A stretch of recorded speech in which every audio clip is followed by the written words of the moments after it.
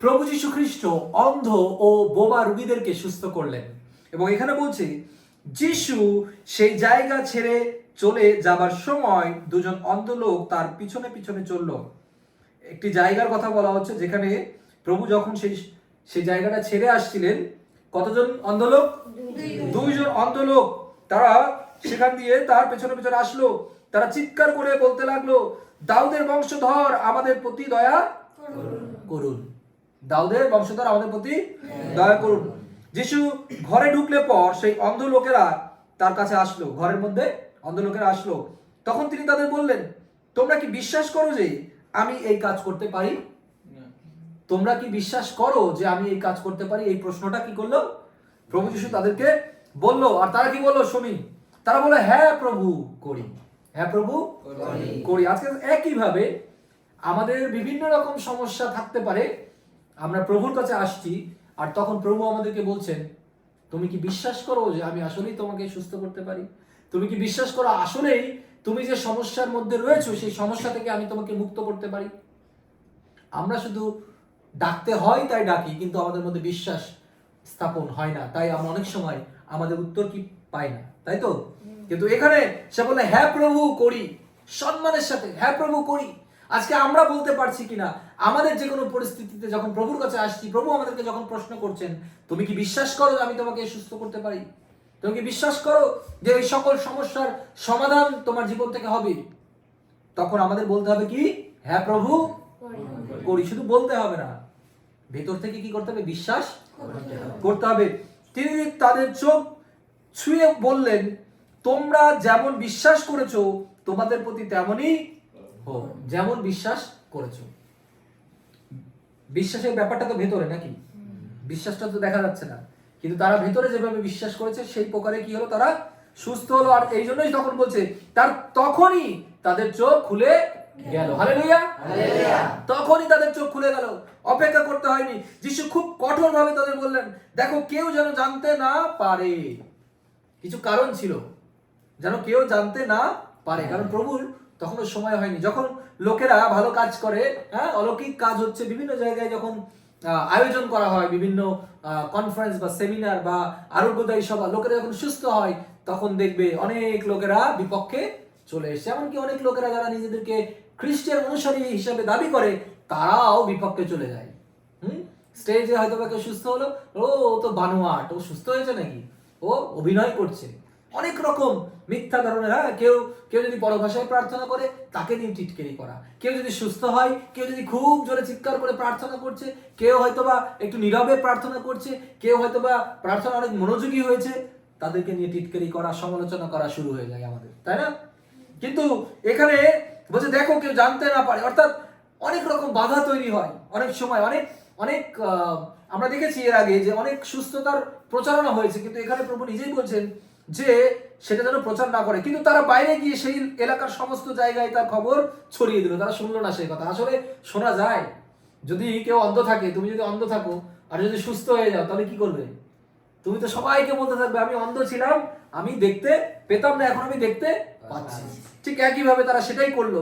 সেই দুজন লোক যখন চলে যাচ্ছিল, তখন লোকেরা মন্দ আত্মায় পাওয়া একজন বোবা লোককে যিশুর কাছে আনলো। এবার মন্দ আত্মায় পেয়েছে প্লাস বোবা। অনেক সময় মন্দ আত্মার জন্য অনেকে কি হয়? বোবা হয়ে যায়। আমি দেখেছি, অনেক জায়গায় আমি দেখেছি। এবং আবার আমার একটা মনে আছে কথা, যে ছোটবেলায় শয়তান আমাকে আক্রমণ করার চেষ্টা করেছিল। এবং ওই যখন এই যে এর মতো ছোট্ট, একদম ছোট্ট, এবং তখন একটা আত্মা, শয়তানের একটি আত্মা আমাকে নিয়ন্ত্রণ করার চেষ্টা করছিল। এবং আমি প্রায় মাঝে মাঝে ভয় পাচ্ছিলাম, এবং তখন আমি কোনো কথা বলতে পারতাম না, আর আমি চিৎকার করতাম। বা বোবা মানুষ যেরকম করে না, এরকম করে না, অনেকটা এরকম। মানে আমি কথা বলার চেষ্টা করছি, বোঝানোর চেষ্টা করছি, কিন্তু আমি বলতে পারতাম না। ছোটবেলায় আমার সাথে এরকম একটা ঘটনা ঘটেছিল। কিন্তু প্রভু 7 দিন ধরে সেই প্রার্থনা হয়েছিল এবং প্রচুর প্রার্থনা হয়েছিল। তারপর একদিন আমি দেখছিলাম দর্শনের মধ্যে যে প্রভু এবং শয়তানের একটি যুদ্ধ হচ্ছে। এটা আরো ডিটেলস আছে, কিন্তু সংক্ষেপে বলছি। এবং যুদ্ধ হচ্ছে, সেখানে প্রভু যখন বিজয়ী হন, আর আমি তখন অজ্ঞান হয়েছিলাম। প্রার্থনা করার জন্য আমি মাটিতে পড়েছিলাম, অজ্ঞান হয়েছিলাম। আর যখন আমি সেই চেতনা পেলাম, তখন আমি দেখলাম যে আমি কথা বলতে পারছি। আর কখনোই কোনো অবস্থাতেই সেটা আমার কাছে ফিরে আসেনি। এমনকি মন্দ আত্মার যে কোনো বিষয় আসুক না কেন, কখনোই আর সেটা আক্রমণ করতে পারেনি। এই ধরনের কোনো বিষয় আর আক্রমণ করতে পারেনি। প্রার্থনার শক্তিতে সেটা ঘটেছে এবং আমাকে বিশ্বাস করতে হয়েছে এবং আমাকে সেই অনুসারে চলতে হয়েছে। সো মন্দ আত্মা কিন্তু আমাদেরকে এভাবে বোবা করে দিতে পারে। আরো অনেক রকম মন্দ আত্মা থাকে, কিন্তু এক একজনকে এক এক রকম পাপ দিয়ে মন্দ আত্মা কিন্তু রাখে। অনেকে বোঝা যায় না।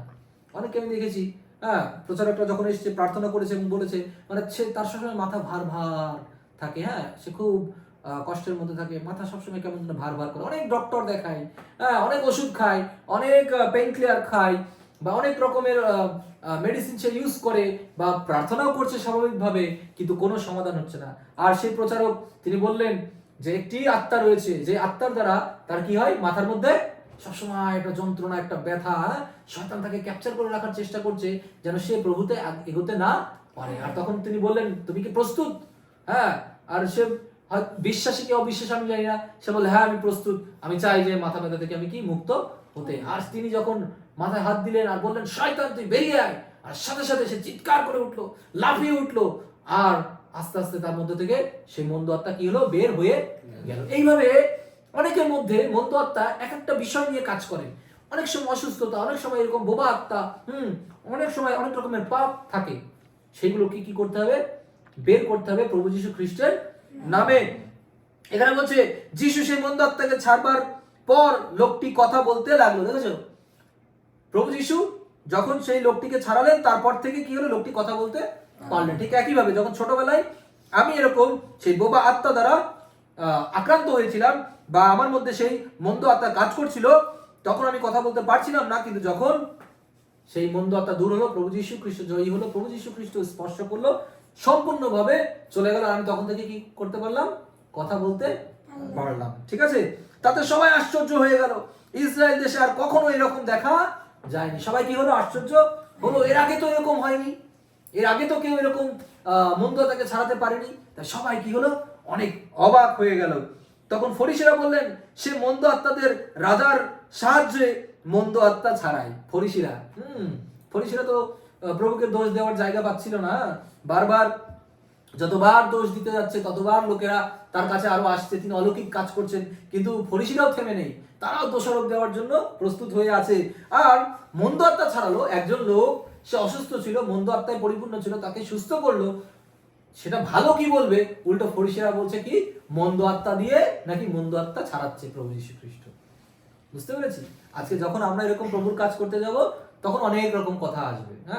যদি ওই নাচের গান যদি আমরা করি সেখানেও কিছু লোকের সমস্যা, যদি আস্তে করে আমরা ধীরে কোনো গান করি সেখানেও লোকের সমস্যা, যদি গান নাও করি তাও সমস্যা, কিছু একটা করলে সেটাও সমস্যা, প্রচার করলে সমস্যা, না করলেও সমস্যা। সো লোকেরা থাকবে, তুমি যেটাই করো না কেন সবকিছুতেই কিছু না কিছু লোকের সমস্যা থাকবে, কারণ সবাই একরকম নয়, সবাই সবকিছু পছন্দ করে না। সো আমার ফোকাস হচ্ছে, প্রথম আমি আমার হৃদয় থেকে প্রভুকে আমার গৌরব প্রশংসা দেবো। কে কি বলছে, কে কি করছে সেটা ব্যাপার না, আমার বাক্য অনুসারে। এবং আমি যদি প্রভুর আত্মাতে যদি আমি নাচ করি, আমি যদি গান করি, তাহলে যদি আমি সেটা ঠিক থাকি, আমার জায়গায় যদি আমি ঠিক থাকি, তাহলে আমাকে কারো শোনার দরকার নেই। আছে কাউকে শোনার দরকার নেই। অনেকে বলে এই লিরিক্সটা এরকম না, এদিকে হতে পারতো। অবশ্যই সেটা ভাববার বিষয়, যদি সে আমাকে সঠিকভাবে গাইড করে, অবশ্যই আমরা শিখতে চাই এই সুরটা এরকম হলে ভালো হতো, কিন্তু সে কখনোই হয়তো বা গান করছে না বা করে না, উৎসাহ দেয় না, তাই না? অনেক হঠাৎ করে অনেক কিছু বলতে থাকে, ও এটা দরকার কি প্রচার করার, বিরক্ত হয়ে, এত প্রচারের দরকার নেই, মাঝে মাঝে দুই একটা প্রচার করো তাহলেই হবে, তাই না? যদি আমরা মাঝে মাঝে প্রচার করি তাহলে কিভাবে প্রভুর সুসমাচার প্রচার হবে? হবে প্রতিদিন প্রতি মুহূর্তে আমাদেরকে প্রচার করে যেতে হবে, প্রতিদিন প্রতি মুহূর্তে আমাদেরকে এমন কিছু করে যেতে হবে যেন প্রভুর জন্য আমরা কিছু করতে থাকি। সবসময় মাথায় একটা চিন্তা রাখতে হবে, যখন আমরা ঘুমাতে যাব, আমি যখন বালিশে মাথা রাখি প্রতিদিন, তখন প্রথম আমি কথা চিন্তা করি সারাদিনে প্রভুর জন্য কিছু করেছি কিনা, 5টা মিনিট তাকে সময় দিয়েছি কিনা, 10টা মিনিট তাকে সময় দিয়েছি কিনা। যদিও বা এই সময়টুকু যথেষ্ট নয়, যতটুকু সময় পারবো ততটা বেশি সময় প্রভুকে আমরা দিতে থাকবো। বাইবেল বলছে অবিরত কি করো, প্রার্থনা করো। সবসময় প্রার্থনা করো, ভিতরে কাজ চলতে থাকবে, কিন্তু সেই কাজটা আমরা করেছি কিনা।